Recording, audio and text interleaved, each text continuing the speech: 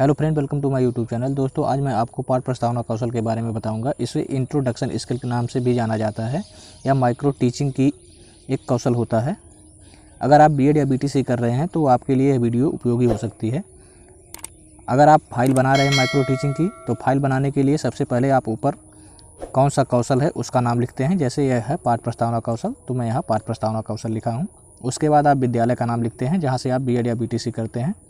उसके बाद आप छात्र अध्यापक या छात्र अध्यापिका का नाम लिखते हैं। उसके बाद हम दिनांक, कक्षा वर्ग, विषय, उपविषय, कालांश और अवधि के लिए एक ओवरव्यू खाका खींचते हैं। इसको आपको ब्लैक बोर्ड पर भी बनाना रहता है।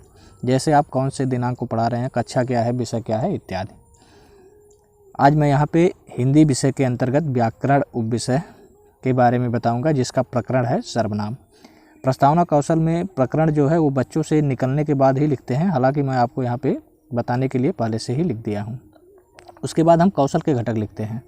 प्रस्तावना कौशल के 8 घटक होते हैं। इन्हीं घटकों को ध्यान में रखते हुए ही हम लेसन प्लान तैयार करते हैं। जैसे पहला घटक है कथनों एवं प्रश्नों का पूर्व ज्ञान से संबंध। दूसरा है कथनों एवं प्रश्नों का मूल पाठ तथा उद्देश्य से संबंध। तीसरा है कथनों, विचारों एवं प्रश्नों में श्रृंखलाबद्धता तथा तारतम्यता। और चौथा है पाठ उद्देश्य एवं छात्र स्तर के उपयुक्त उपकरण एवं साधनों का प्रयोग। और पांचवा है उपयुक्त एवं समुचित अवधि विस्तार। छठा है छात्र ध्यान एवं रुचि आकर्षण। और सातवां है छात्रों को प्रेरित करने की क्षमता। और आठवां है अध्यापक में उत्साह एवं सजगता। इन्हीं घटकों को ध्यान में रखते हुए ही हम लेसन प्लान तैयार करते हैं। उसके बाद हम पूर्व ज्ञान लिखते हैं कि बच्चे हिंदी व्याकरण के बारे में सामान्य जानकारी रखते हैं। उसके बाद हम प्रस्तावना के प्रश्न लिखते हैं। यहाँ हम क्रम संख्या, छात्र अध्यापक कथन और छात्र छात्रा के कथन लिखते हैं।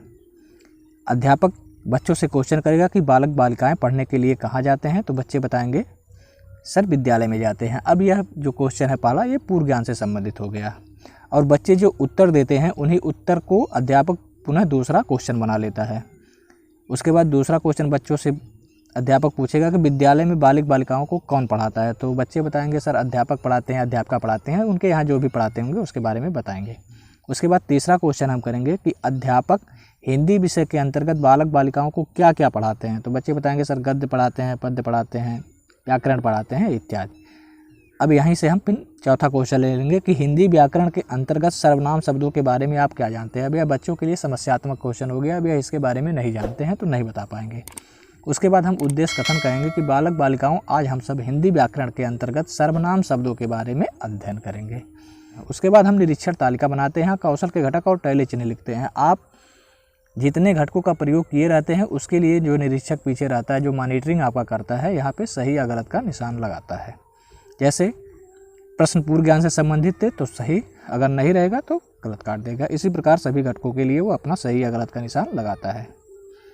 उसके बाद सुझाव आलोचना, अगर निरीक्षक को आपके शिक्षण में कुछ कमी रहती है या कुछ बताना रहता है तो यहाँ पे अपने विचारों को व्यक्त करता है। उसके बाद हस्ताक्षर निरीक्षक और हस्ताक्षर पर्यवेक्षक। दोस्तों, ये वीडियो आपको कैसी लगी हमें कमेंट करके ज़रूर बताएं।